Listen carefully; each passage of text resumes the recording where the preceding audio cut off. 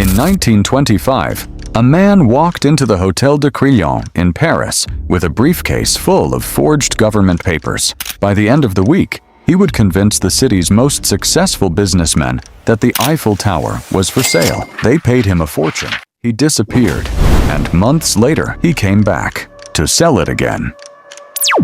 This is the story of Victor Lustig, the most charming criminal who ever lived. The man who understood that the bigger the lie, the easier it is to believe. But selling the Eiffel Tower wasn't his first masterpiece. It wasn't even his most profitable. By 1925, Count Victor Lustig had already perfected the art of impossible cons across 2 continents. He once sold a money printing machine to Al Capone for $50,000. The machine actually worked. It printed real $20 bills for exactly 12 hours. Then it started printing blank paper.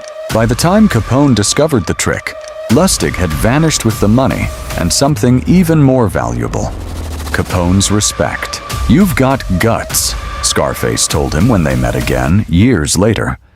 "I like that." But the Eiffel Tower con would be different. This time, Victor Lustig wasn't just stealing money. He was stealing the most famous landmark in the world. Twice. Meet Count Victor Lustig, 45 years old by 1925. Speaks 5 languages fluently, always impeccably dressed in tailored suits that cost more than most people's annual salaries. Carries himself with aristocratic bearing that convinces strangers he's inherited wealth stretching back centuries.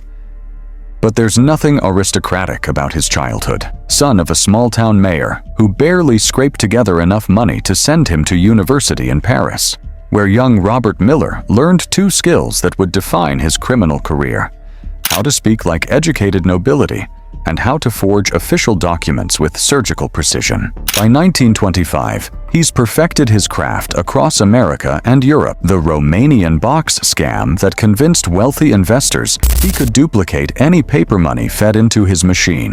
The Liberty Bond fraud that netted him hundreds of thousands during World War I.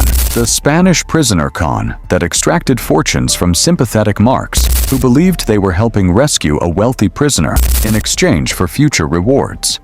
Each scam more sophisticated than the last, each victim more prestigious, each success building toward the ultimate confidence game. Paris, May 1925. Victor Lustig reads a newspaper article that changes everything.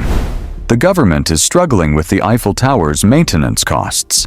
Paint, structural repairs, elevator modernization. The expenses are mounting. Some politicians are quietly suggesting the tower has outlived its purpose. Built for the 1889 World's Fair, it was supposed to be temporary anyway. Maybe it's time to tear it down.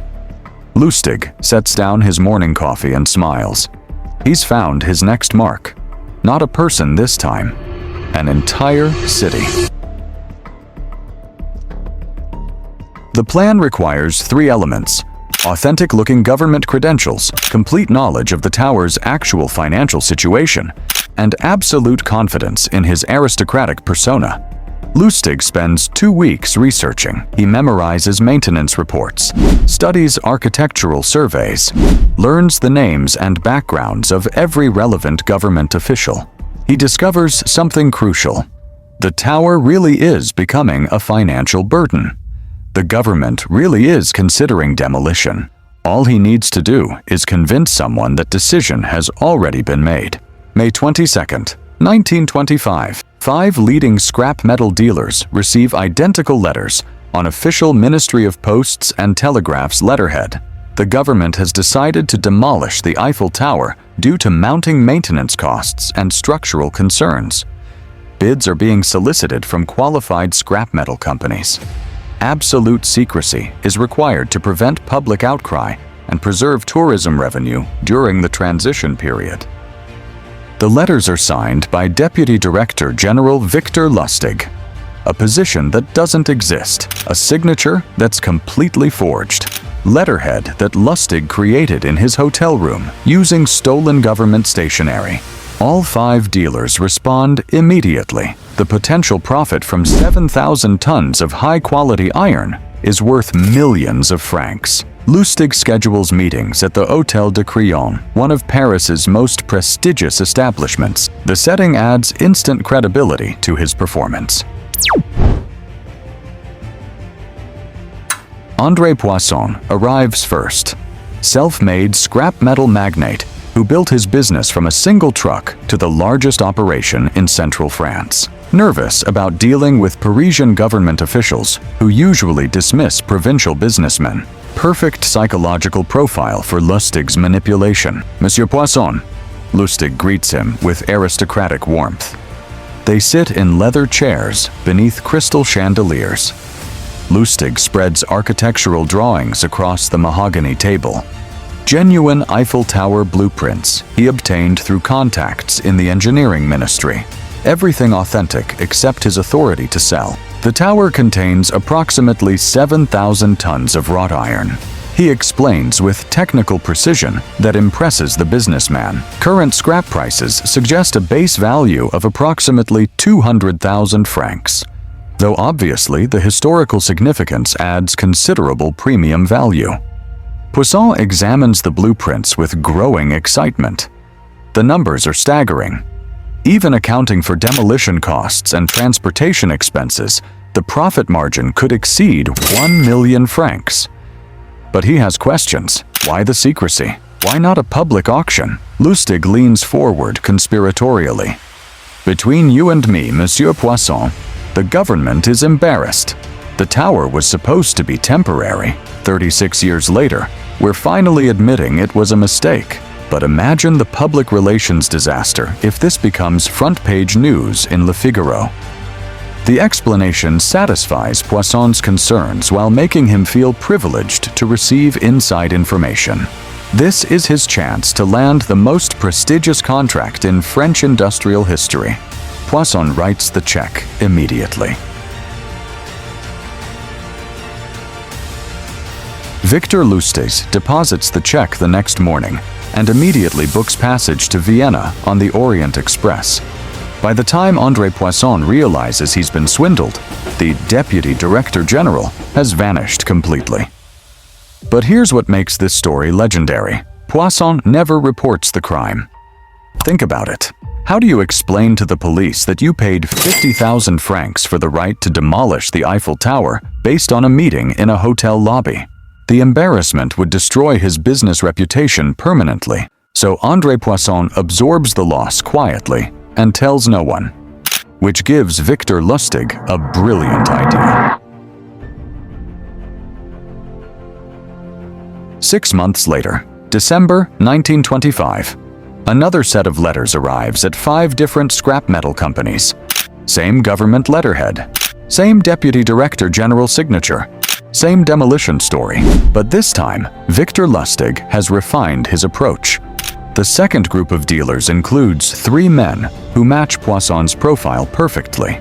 Same hotel, same marble lobby, same architectural blueprints, same aristocratic performance.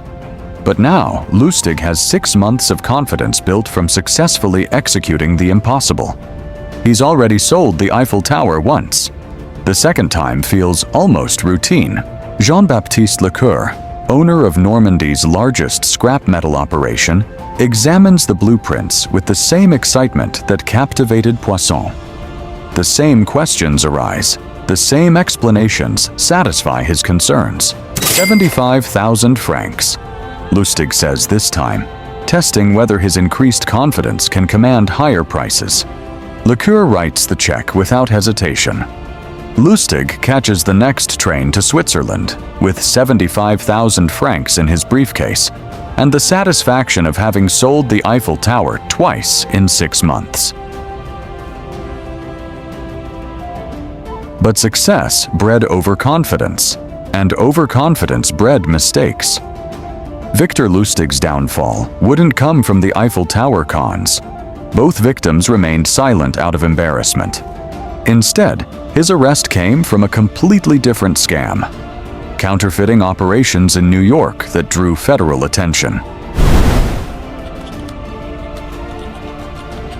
The most charming criminal in history sits in isolation, his aristocratic bearing intact even in prison stripes. Guards report that he remained polite, well-spoken, and utterly unrepentant until his death in 1947. His final words to a cellmate: "The secret isn't the con. It's understanding that people want to believe impossible things are possible." André Poisson and Jean-Baptiste Lecoeur took their embarrassing secrets to their graves.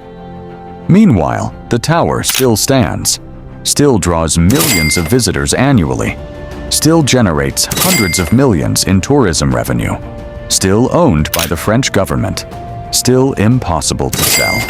Unless you're Victor Lustig.